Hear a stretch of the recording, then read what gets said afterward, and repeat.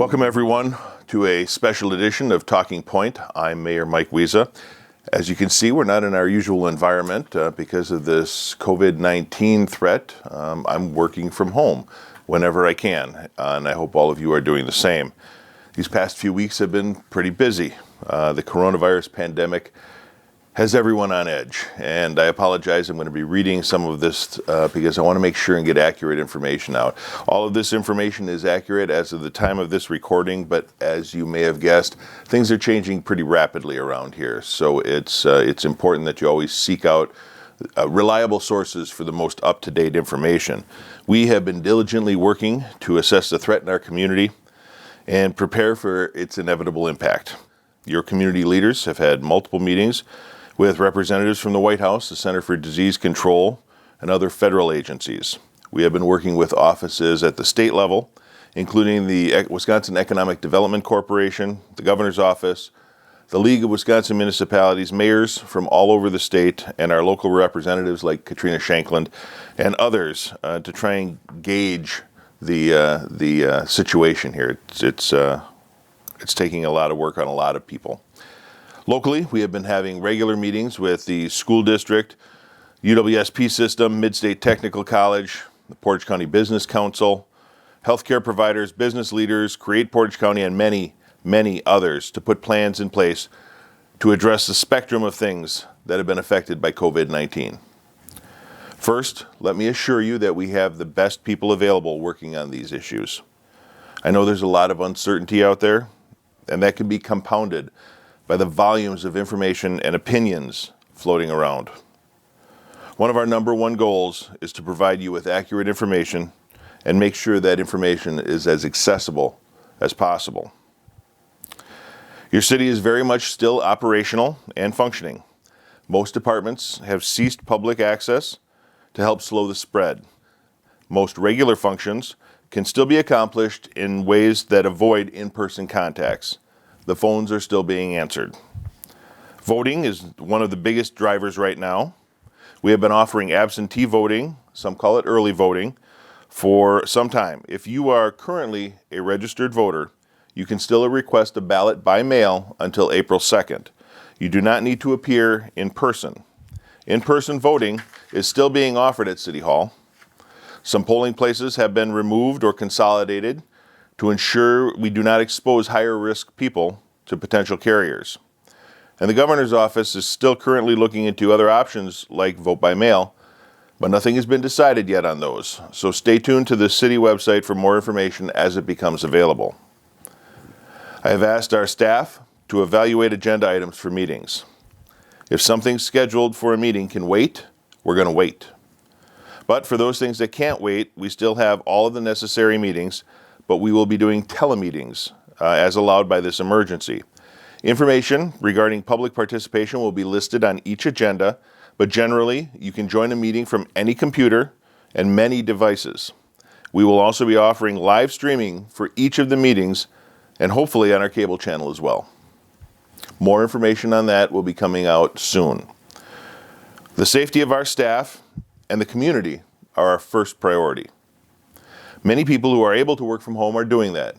As you can see, I've set up my home office. I knew those cases of Girl Scout cookies I bought would come in handy for something.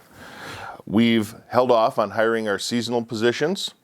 With summer coming up, you know that the pools are usually open, lifeguards, grounds maintenance, those sorts of things. Everything has been put on hold temporarily, and we've also implemented policy changes to best address some of those safety concerns. We have postponed all unnecessary travel, face-to-face meetings, and extended temporary benefits, including allowing more vacation carryover, since many personal vacation plans have been interrupted by this. We don't want to have our employees miss out.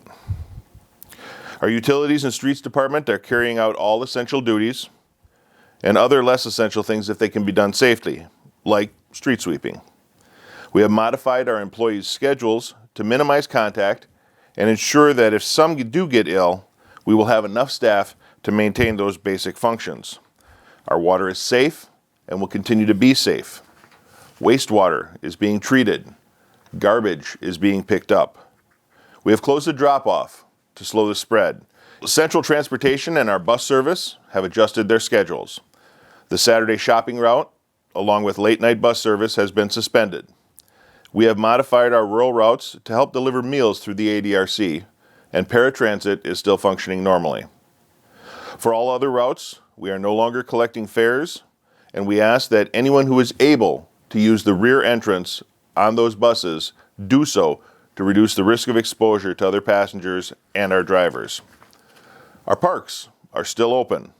We encourage you to get outside, get some exercise and some fresh air, but do it safely. We need people to stay off the playground equipment.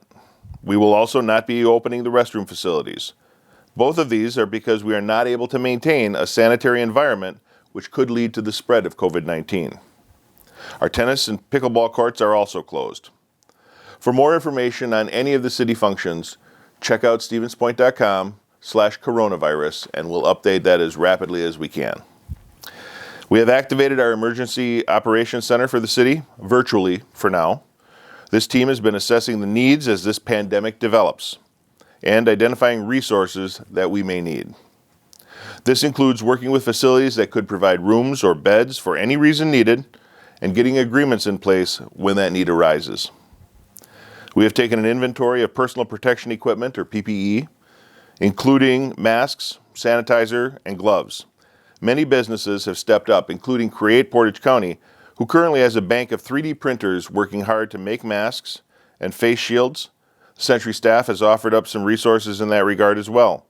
Great Northern has converted some of their process to making hand sanitizer, and even individuals have been sewing masks. Social media is blown up with people creating, using their equipment and sewing masks for anybody who needs it. So there's a lot of resources out there.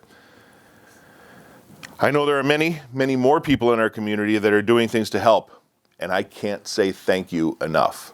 Every single one of you deserves a medal for helping out in this situation. We're all in this together. Senior care centers pose a unique risk because of the vulnerability of the residents. Ensuring their safety and that they are properly staffed is critical. We need to make sure that the most at-risk people remain as safe as possible, and plans are in place should this disease rear its ugly head there. We have worked with the Central Wisconsin Apartment Association to address housing concerns.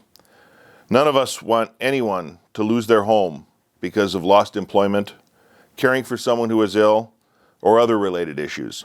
The governor's office has put a moratorium on evictions, but that doesn't mean you should keep doing the best you can to avoid digging yourself into a hole. If you anticipate difficulties paying rent or mortgages, contact your lender or landlord and work together on a plan. I know they will all understand the difficulties that the people are having right now and will do their best to work with you. Actually, I think that's good advice in any financial obligation during this time. Work with people to get a plan together. Not paying things like utilities, car payments, or other bills is likely going to create a bigger problem at some point in the future. We should all do our best to keep up with our regular responsibilities wherever we can. There are programs being created to assist most of us. You probably heard about the federal assistance money coming in the near future. Most people making less than $75,000 a year individually should receive about $1,200 soon. Unemployment has been extended and expanded under their Disaster Unemployment Assistance Program, allowing up to an additional $600 per week to many who qualify for unemployment benefits. They also have expanded the benefit to include self-employed people who wouldn't normally qualify. You can find out more at usa.gov/unemployment. Locally, we've been working to help our community businesses, and a Portage County Economic Recovery Team has been formed. Business leaders and resources from all over the county are there to provide resource assistance and help local businesses through this COVID-19 pandemic and economic recession that will occur as a result of this pandemic. More information can be found at www.portageeconrecovery.org. That's portageeconrecovery.org. We are asking everyone to take some responsibility in this crisis. We need to slow the spread of this disease so we don't overwhelm our medical facilities or our ability to handle patients' needs. We need you to help with that. If you can, stay home. If you think you need to go out, ask yourself, can this wait? Do I really need this right now? Are there other options like delivery service or curbside pickup available? Can I get this without going out? Think of the risk you are taking. Think of the risk you are asking others to take by you leaving your home. Something as simple as filling up a gas tank. How many others have been in contact with that nozzle? How many people have handled the cash that you are now handling? The longer people ignore the risk, the longer it is before we can get back to our regular lives and activities. There are a ton of things that you can do and still avoid exposure or exposing others. Virtual scavenger hunts, puzzles, games, movies, books. You could even try a virtual vacation. Pick a spot you'd like to visit and learn about it. Visit some of the attractions online. YouTube videos about the location or even others that have posted videos of their trips. Learn a new language. The possibilities are almost endless. Again, everyone needs to play a role. We need to take this threat seriously. Please, stay home if you can. Only essential businesses should be open. And not everyone is listening to the governor's order. You can't proclaim yourself essential. There are guidelines that you must meet. Some of our largest employers are closed or have people working from home. They understand it is for the public good to do this.